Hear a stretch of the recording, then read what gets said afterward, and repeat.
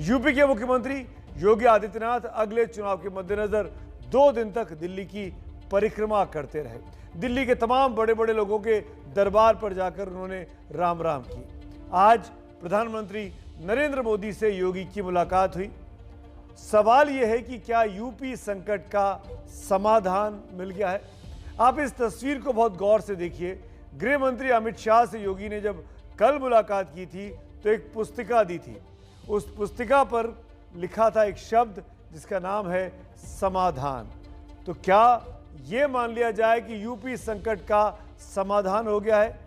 योगी की मुलाकात गृह मंत्री अमित शाह से हुई, योगी की मुलाकात प्रधानमंत्री मोदी से हुई, योगी की मुलाकात पार्टी अध्यक्ष जेपी नड्डा से हुई। तो उसके बाद ये माना जा रहा है कि यूपी में बीजेपी का चेहरा योगी आदित्यनाथ ही बने रहेंगे। जी हाँ, ये बात अब बिल्कुल साफ हो गई। जिस बदलाव की बात की जा रही थी उसमें एक चीज़ बहुत साफ है कि यूपी में मुख्यमंत्री का चेहरा नहीं बदलने वाला। हिंदुत्व की छवि को भारतीय जनता पार्टी अपने फायदे के लिए बनाकर रखेगी, क्योंकि उसको लगता है कि इस एजेंडे पर कोई और पार्टी इस प्रदेश में उसका मुकाबला नहीं कर सकती। लेकिन उससे आगे बढ़कर जातिगत समीकरणों को साधने पर अब बीजेपी ज्यादा जोर देगी। आप जानते हैं 2017 के चुनाव के पहले भी ऐसा ही कुछ बीजेपी ने व्यूह रचना रची थी और छोटे सहयोगी दलों के साथ अब उसको अपना साथ बनाकर रखना होगा। इसीलिए अपना दल और निषाद पार्टी के साथ बीजेपी अब पास आती दिखाई दे रही है। प्रधानमंत्री मोदी, गृह मंत्री अमित शाह और बीजेपी अध्यक्ष जेपी नड्डा से मिलने के बाद मुख्यमंत्री योगी आदित्यनाथ लखनऊ तो लौट गए, लेकिन दिल्ली में यूपी को लेकर माथापच्ची अब भी चल रही है। थोड़ी देर पहले ही प्रधानमंत्री आवास पर अमित शाह और जेपी नड्डा पहुंचे। ये मुलाकात बताया जा रहा है कि यूपी को लेकर ही हुई है। आखिर यूपी को बचाने के लिए बीजेपी में चल क्या रहा है, इसको समझने के लिए आपको थोड़ा सा वक्त देना होगा मुझे और हमारे सहयोगी पंकज झा की इस खास रिपोर्ट को बहुत ध्यान से देखिए। आप समझ जाएंगे कि बीजेपी का आलाकमान क्या सोच रहा है।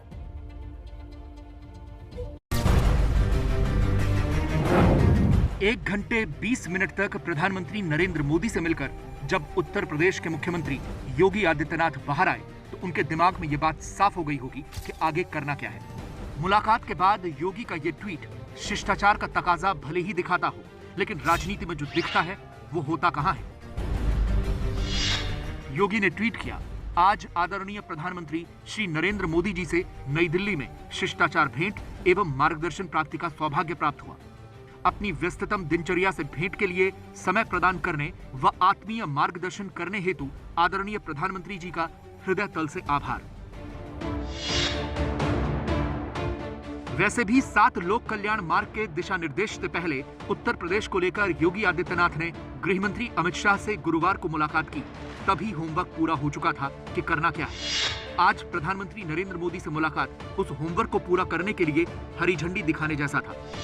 योगी आदित्यनाथ हर बात पर पीएम नरेंद्र मोदी के नेतृत्व की दुहाई देते रहते हैं, लेकिन पिछले कुछ दिनों से इस तरह की खबरें आने लगी थी कि दिल्ली दरबार से लखनऊ की दूरी बढ़ गई है। लेकिन पीएम मोदी और गृह मंत्री अमित शाह से मुलाकात कर एक ही तीर से योगी ने 3 निशाने साध लिए हैं।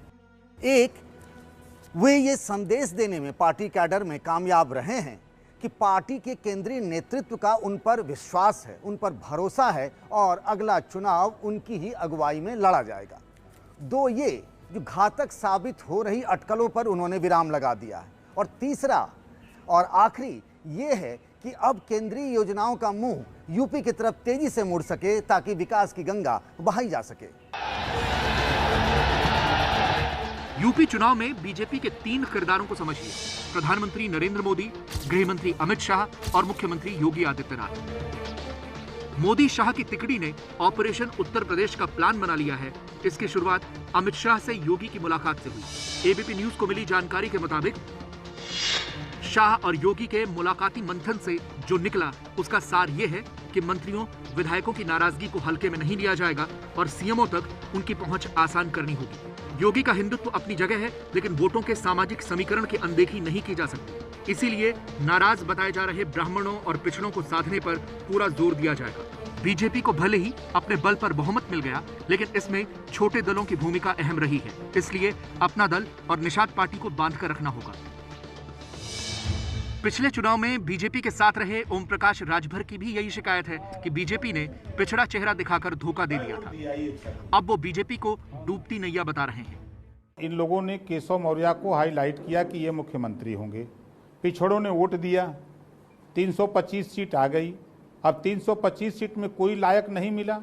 बाहर से आयातित बीजेपी बाहर से दूसरी पार्टी का आयातित विधायक ला करके, विधायक भी नहीं, बाहर से ला करके मुख्यमंत्री बना दिया।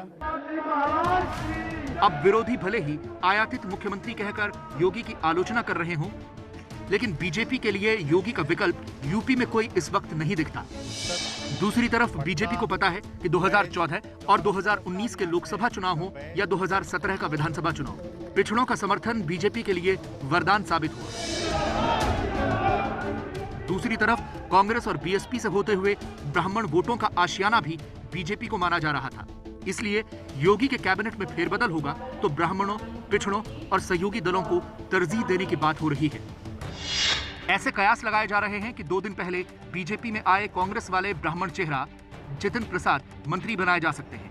साथ ही सहयोगी दलों में अपना दल या निषाद पार्टी को मंत्रिमंडल में और तरजीह मिल सकती है। योगी सरकार में 60 मंत्री हो सकते हैं। अभी कुल 53 मंत्री हैं, यानी 7 पद खाली हैं।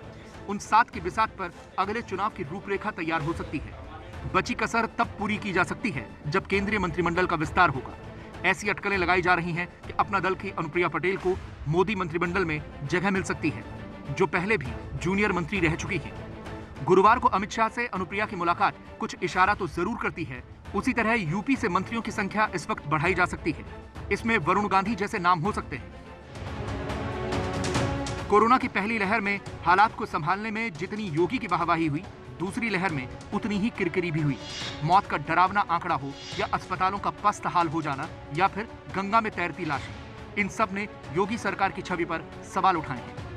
खुद प्रधानमंत्री नरेंद्र मोदी ने कोरोना से कैसे निपटे, इसके लिए यूपी मॉडल या योगी मॉडल की जगह वाराणसी मॉडल की तारीफ कर दी। जिस तरह इतने कम समय में खुद को संभाला है, आज पूरे देश में उसकी चर्चा हो रही है। वैसे प्रधानमंत्री मोदी अच्छे से जानते हैं कि कोरोना की दूसरी लहर ने लोगों में भारी नाराजगी पैदा कर दी है। ऐसे में मंत्रिमंडल में फेरबदल हो या कुछ और काम, जश्न का माहौल अभी नहीं रहेगा।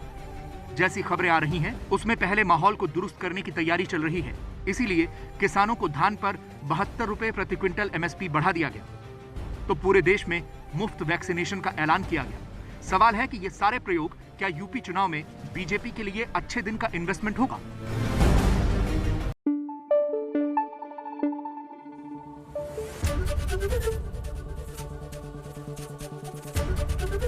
एबीपी न्यूज आपको रखे आगे।